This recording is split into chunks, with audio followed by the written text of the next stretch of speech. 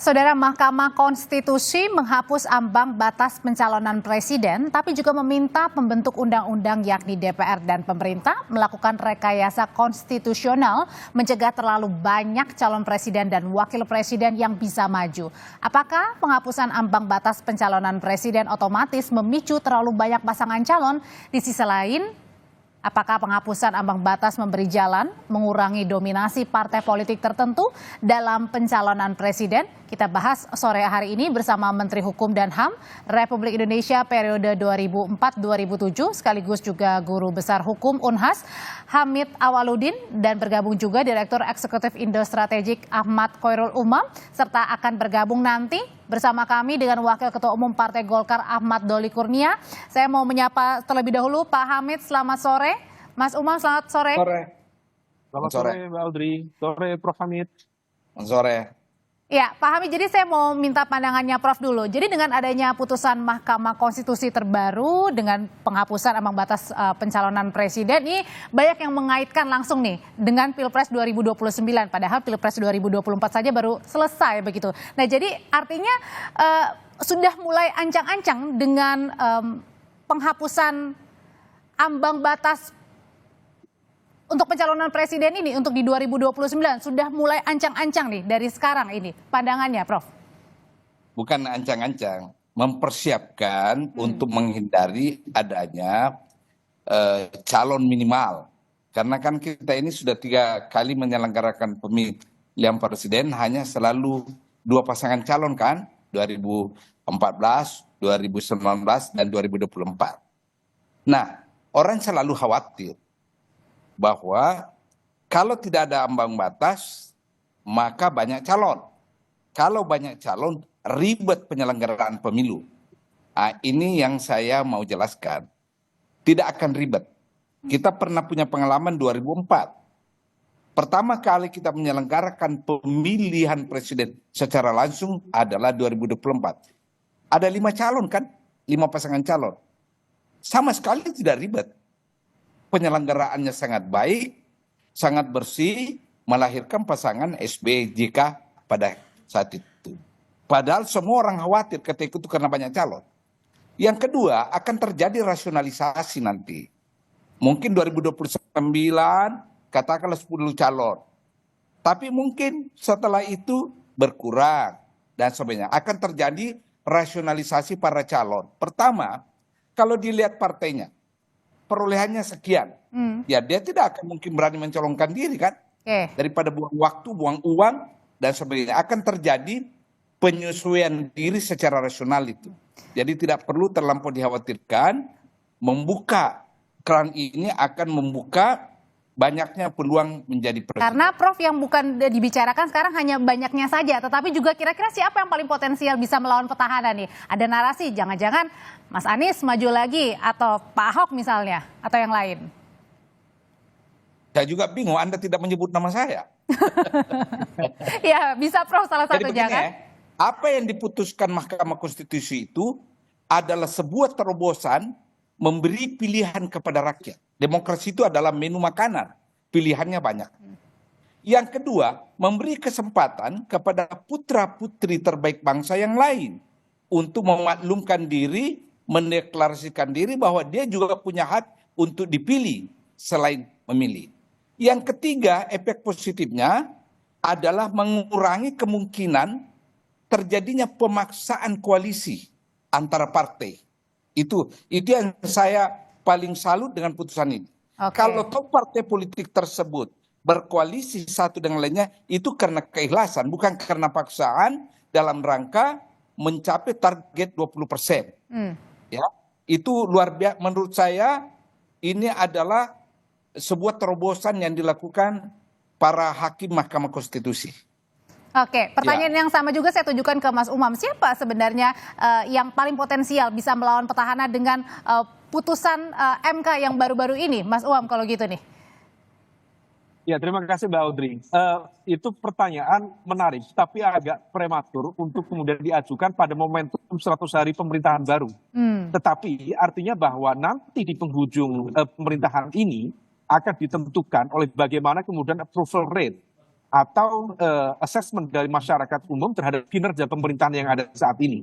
Kalau misal kemudian ada penilaian yang sekiranya cukup kritis, yang kemudian mampu ditawarkan oleh tokoh-tokoh tertentu, maka kemudian itu berpotensi menjadi potential challenger atau penantang yang cukup potensial. Nama-nama itu rasanya tidak jauh dari beberapa nama yang kemarin masuk di dalam bursa di Pilpres 2024. Mulai dari Anies Baswedan, kemudian Ganjar Pranowo, termasuk juga barangkali pemenang dari Pilkada DKI Jakarta, yaitu Pak Pramono Anung yang notabene berpotensi menjadi kuda hitam misalnya, yang kemudian akan mendapatkan dukungan dari partai dan tidak ada halangan dalam konteks threshold ke depan. Nah, ini yang kemudian akan memunculkan cukup banyak spekulasi, cukup banyak dinamika, termasuk akan ditentukan oleh bagaimana dinamika di internal parlemen nantinya, terutama di 2025, 2026, kalau misal kemudian DPR mulai menggodok omnibus law bidang politik yang berpotensi menguatkan atau bahkan menganulir atau setidaknya merasionalisasi sesuai dengan konteks kepentingan partai-partai sesuai dengan keputusan dari MK yang lalu. Oke, artinya dengan mulai dengan sekarang nih, siapapun, bukan hanya Pak Presiden, Menteri juga, atau siapapun lah, semua orang jadi sekarang ekstra kerja keras banget untuk kemudian bisa dilirik nanti di 2029. Meskipun ini kita baru awal tahun banget di 2025. Ya, kalau misal kita merujuk kepada putusan baru dari Mahkamah Konstitusi, maka artinya semua terutama ketua-ketua umum partai memiliki potensi yang cukup terbuka untuk maju dan menggunakan kekuatan politiknya melalui partai untuk maju dalam kontestasi ke depan. Meskipun kita juga harus mengawal kabar baik demokrasi ini, terutama di dalam konteks penggunaan politisasi penegakan hukum yang berpotensi kemudian menjadi alat untuk baik, agak terputus-putus. Belum tentu bisa terjadi secara alamiah, tetapi juga bisa di-engineer dengan berbagai skema isu, dengan politisasi kekuatan kasus tertentu, dan ini harus kita kawal bersama. Nah, di sini juga sudah bergabung bersama kami dari Partai Golkar ada Bang Doli. Selamat sore, Bang Doli. Selamat sore, Assalamualaikum warahmatullahi wabarakatuh. Waalaikumsalam Bang Doli. Jadi sebenarnya sebagai partai tertua, partai besar juga, ini sebenarnya Golkar makin diuntungkan atau makin dirugikan nih dengan putusan MK? Ya, saya kira kita tidak dalam konteks membicarakan ini dalam untung atau rugi gitu ya. Karena ya ini putusan Mahkamah Konstitusi yang dalam sistem hukum di negara kita ini final and binding ya, suka atau tidak suka, mau atau tidak mau ya kita harus terima ya. Misalnya kalau saya secara pribadi kemarin tetap mengusulkan presidensial threshold ini masih perlu ya, walaupun tidak 20-25 gitu, tapi tidak harus dinolkan dengan alasan karena memang kita ingin mencari satu orang yang terbaik di Republik ini dari 250 juta orang gitu. Tapi itu nggak relevan lagi sekarang karena Mahkamah Konstitusi sudah memutuskan ambang batasnya 0%. Nah, tinggal saya mencatat ya, setiap putusan Mahkamah Konstitusi khususnya yang terkait dengan soal sistem pemilu, sistem politik dan demokrasi kita, itu selalu ada catatannya. Catatannya itu adalah meminta kepada pembentuk atau pembuat undang-undang untuk melakukan rekayasa konstitusional untuk memberikan dukungan terhadap putusan itu. Berkali-kali ini. Jadi, nah ini artinya relevan dengan apa yang sudah diwacanakan, didiskusikan oleh publik dalam setidaknya 3 bulan terakhir setelah pemilu, bahwa kita memang harus melakukan perubahan sistem, penyempurnaan sistem pemilu kita gitu loh. Nah, apalagi kan putusan ini jelas ya bahwa tidak boleh ada catatannya, tidak boleh ada yang merasa mendominasi ya antara politik dan gabungan politik yang lain. Kemudian kalau yang tidak mencalonkan nanti nggak boleh lagi calon di berikutnya gitu. Nah, ini yang saya kira harus ditindaklanjuti. Jadi ini nggak bisa berdiri sendiri juga putusan ini gitu. Nah, pertanyaan selanjutnya bagaimana dengan mekanisme ke depannya untuk ditindaklanjuti? Karena juga ada catatan dari MK juga, jangan terlalu banyak nanti paslonnya, jangan juga terlalu dikit untuk paslon di pemilu 2029. Usai jeda kami kembali, tetaplah di Kompas Petang.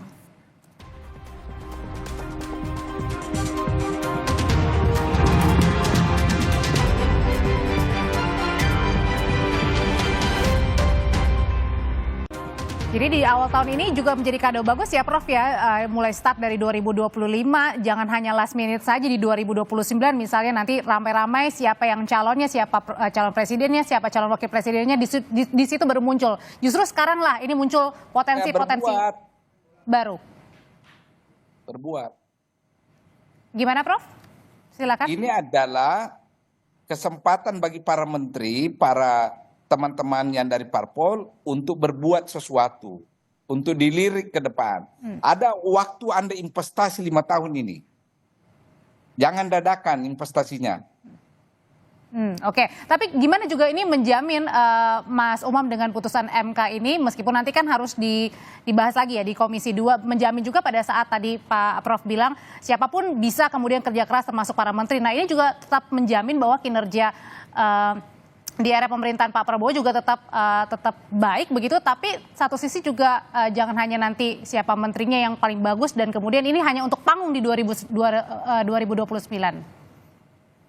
Iya Mbak Audrey, ini menjadi sebuah panggung terbuka untuk semua kekuatan politik tertentu, untuk semua tokoh, untuk kemudian mampu menjadi alternatif tokoh yang sekiranya berpotensi kemudian mengakumulasi kekuatan elektoral untuk maju di Pilpres 2029.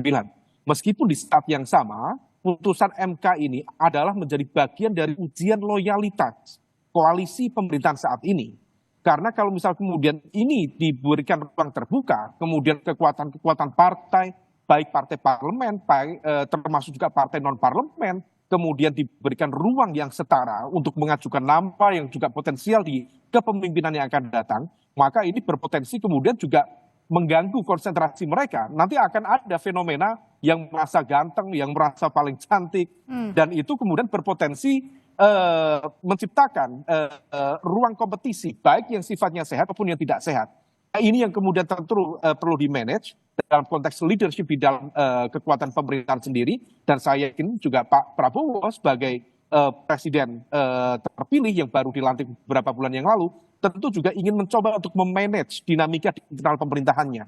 Tidak ada yang kemudian apa istilahnya terlalu kemajon, lebih dominan gitu ya. Saat yang sama juga tentu kerja-kerja itu harus terukur dan tentu didasarkan pada target-target pemerintahan yang ada. Meski tentu masing-masing memiliki agenda kepentingan yang sama menuju Pilpres 2029 yang akan datang.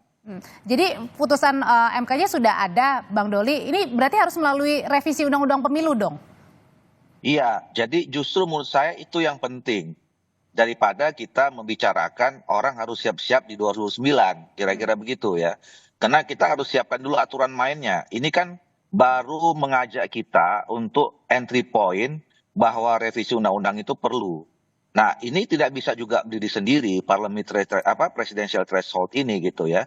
Masih harus juga didukung. Misalnya begini, kalau kita tidak ikuti dengan aturan yang seperti perintah Mahkamah Konstitusi itu ya, nanti juga tadi seperti yang disampaikan bisa terjadi persaingan atau kompetisi yang tidak sehat selama 5 tahun ini. Misalnya ya, kalau misalnya kita tidak atur soal partai politik misalnya ya, kan tadi disebutkan putusan Mahkamah Konstitusi itu bahwa setiap peserta partai politik peserta pemilu bisa mengajukan calon presiden wakil presiden. Nah kalau kita tidak atur nanti ada 200 partai politik yang menjadi peserta pemilu gitu misalnya, ya berarti ada 200 calon presiden dan calon wakil presiden kan. Nah ini kan menurut saya ya itu situasi yang tidak terkontrol dan tidak kita inginkan. Nah itu gimana caranya misalnya, tuh Bang Doli supaya tidak terlalu banyak juga tidak terlalu sedikit begitu? Nah undang-undangnya, revisi undang-undang itulah yang sekarang menjadi perlu. Makanya saya lebih concern bagaimana pasca putusan Mahkamah Konstitusi ini pemerintah ya Pak Prabowo khususnya yang beberapa kali menyampaikan bahwa kita perlu mencari sistem yang ideal, kemudian partai-partai politik mendorong kepada fraksi-fraksinya di DPR untuk segera mengkonkretkan ya, mengagendakan secara serius kapan ini dimulai revisi undang-undang pemilu, undang-undang pilkada, kalau saya termasuk undang-undang partai politik. Kemudian bagaimana tadi siapa yang ngambil inisiatif ya, kita sudah sepakat masukkan dalam prolegnas di 2025. Tapi siapa yang menginisiatif? Apakah ke pemerintah yang menyiapkan naskah akademik dan draft RUU-nya atau metodologinya bagaimana? Kalau saya kan kemarin pernah melontarkan dibahas melalui metodologi omnibus law misalnya. Apakah omnibus law yang disepakati atau kodifikasi atau satu-satu. Nah, dan itu momentumnya sekarang. Ya, di 2025 inilah kita punya cukup energi, cukup waktu, jauh dari pemilu 29, supaya kita tidak tertarik-tarik nanti. Kalau kita bahas nanti di ujung, di 2009, nah ini bisa bias gitu loh. Nah, makanya sekali lagi saya katakan putusan ini harusnya mendorong, menambah alasan kita, semua elemen bangsa, termasuk DPR dan pemerintah sebagai pembuat undang-undang, konkret, langsung membuat jadwalnya. Nah, berarti kalau begini, Prof. Hamid, dengan kalau misalnya putusan MK-nya sudah keluar, tapi belum direvisi undang-undangnya, berarti putusannya itu belum berlaku begitu nanti? Ya, putusannya sudah berlaku sejak ditetapkan, implementasinya membutuhkan dasar pengaturan yang bernama undang-undang, ya kan? Kan tidak ada pemilu sekarang kan? Pemilu nanti 5 tahun kemudian. Untuk melaksanakan pemilu sesuai dengan putusan MK tadi, itulah undang-undang pemilu yang menjadi jurisdiksi pemerintah dan wakil rakyat kita di DPR. Itu konteksnya begitu. Tapi kalau tidak dibahas-bahas alias misalnya diulur-ulur kali misalnya?